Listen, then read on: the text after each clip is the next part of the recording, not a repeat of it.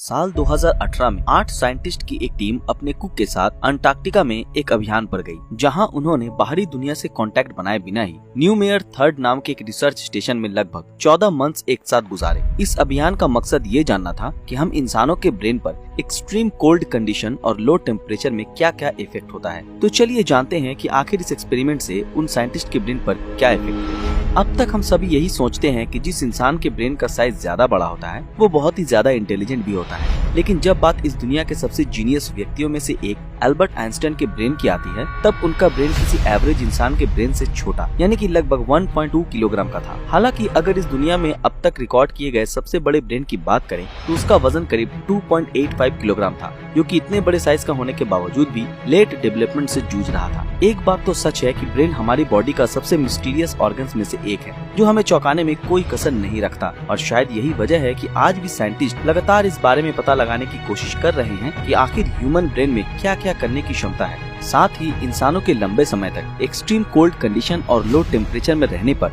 इंसानों के ब्रेन के अंदर क्या क्या चेंजेस आते हैं। जैसा कि मैं आप सभी को वीडियो की शुरुआत में ही बता चुका था कि 2018 में साइंटिस्ट की एक टीम और उनके कुक को अंटार्कटिका में सोशल आइसोलेशन में भेजा गया था, जहां वो बाहरी दुनिया से कांटेक्ट नहीं रख सकते थे। दोस्तों, ये साइंटिस्ट्स और उनके कुक के लिए धरती पर एक बिल्कुल नई चीज होने वाली थी, क्योंकि इससे पहले ऐसा सिर्फ स्पेस मिशन में ही होता था। हालांकि उनके लिए अच्छी बात ये थी कि वो हर वक्त अपने सामने सफेद बर्फ का डेजर्ट देख सकते थे, जो कि कभी चेंज होने वाला नहीं था। साइकोलॉजिस्ट अलेक्जेंडर स्टैन ने चैरिटी मेडिसिन ऑफ बर्लिन के प्रोफेसर डॉक्टर सिमन कोन के साथ मिलकर इस बात पर इन्वेस्टिगेशन चालू की कि इंसान के लंबे समय तक अंटार्कटिक में रहने से उनके ब्रेन के फंक्शन और स्ट्रक्चर पर क्या क्या चेंजेस आते हैं। क्योंकि इससे पहले एनिमल्स पर हुई इसी स्टडी से ये बात सामने आई थी कि एनिमल्स के ब्रेन में मौजूद हिपोकैम्पस नाम का एरिया, जिसे मेमोरी और नेविगेशन के लिए जरूरी माना जाता है, उससे इस एक्सपेरिमेंट से बहुत ही ज्यादा नुकसान पहुंचा था।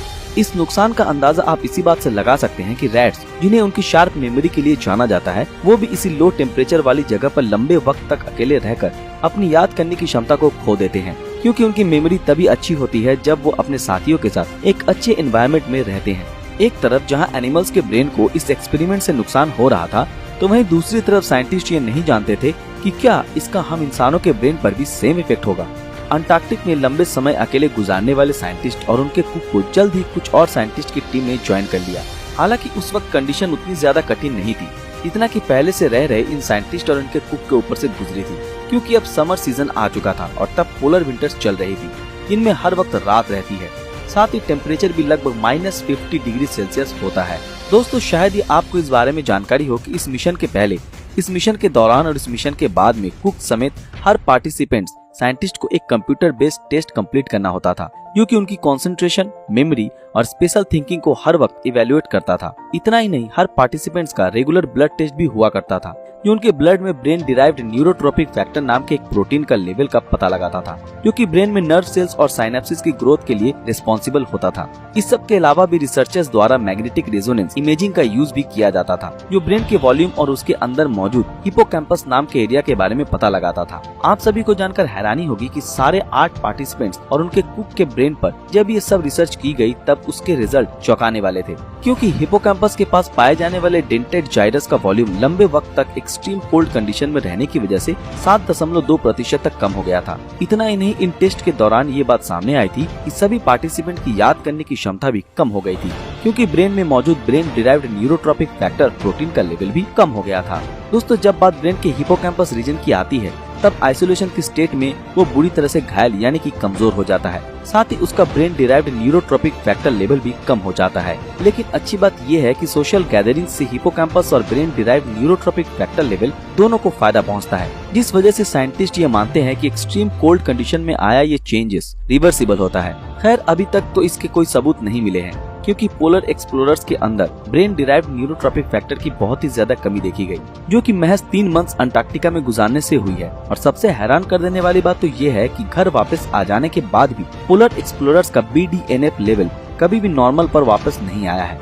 हालांकि चिंता की बात नहीं है, क्योंकि ब्रेन ने खुद को इस प्रोटीन के लेवल की कमी के हिसाब से अडेप्ट कर लिया है, जो कि दिखाता है कि ब्रेन कंडीशन के हिसाब से खुद को मेंटेन कर सकता है। लेकिन क्योंकि ये स्टडी बहुत ही कम लोगों के ऊपर की गई है, इस वजह से इससे सावधान होना बेहद जरूरी है, क्योंकि रोडेंट्स के ऊपर किए गए इस एक्सपेरिमेंट से ये बात सामने आई है कि इसका ब्रेन के ऊपर एडवर्स इफेक्ट भी होता है। ब्रेन के ऊपर एडवर्स इफेक्ट के खतरे को देखते हुए अब रिसर्चर्स ये पता करने में लग गए हैं कि क्या एक्सट्रीम कोल्ड कंडीशन में फिजिकल एक्सरसाइज से ब्रेन को प्रोटेक्ट किया जा सकता है या नहीं। इसके अलावा साइंटिस्ट का ध्यान एक्सट्रीम कोल्ड कंडीशन में ब्रेन के एडेप्टेशन से होने वाले बॉडी इफेक्ट्स पर भी है। इन्हीं सब बातों को ध्यान में रखते हुए कजाकिस्तान ने एक और अंटार्कटिका एक्सपीडिशन ऑर्गेनाइज किया था, जो कि महज 11 दिन चला था। और इन 11 दिनों में हर 3 दिन के अंदर एक्सपीडिशन में हिस्सा लेने वाले पार्टिसिपेंट्स की बॉडी का चेकअप किया गया था, यानी कि सिर्फ 4 बार। दोस्तों, उस स्टडी में ये सामने आया कि 29 की एज के ये पार्टिसिपेंट्स जब अंटार्कटिका में पहले दिन पहुंचे तब उनकी बॉडी और उनका ब्रेन बिल्कुल स्टेबल था। साथ ही वो इस दौरान बहुत ही ज्यादा इंटरेस्ट दिखा रहे थे। साथ ही उनका टेंशन लेवल भी हाई था। लेकिन जैसे ही उन्हें इस जगह पर 2-3 दिनों का समय हुआ तब उनका इंटरेस्ट धीरे धीरे गिरने लगा, क्योंकि वो इस लैंडस्केप में रहने के आदी नहीं थे। साथ ही उन्हें रोजाना एक ही रूटीन फॉलो करना होता था। हालांकि इन सब के दौरान अच्छी बात ये थी कि उनकी बॉडी इस हिसाब से अडेप्ट हो गई थी और एक्सपीडिशन के 4th डे उनकी बॉडी में एडेप्टेशन की पीक देखने को मिली थी। साथ ही उसमें कई चेंजेस देखने को मिले थे। उन सभी लोगों का ब्लड प्रेशर भी बढ़ गया था।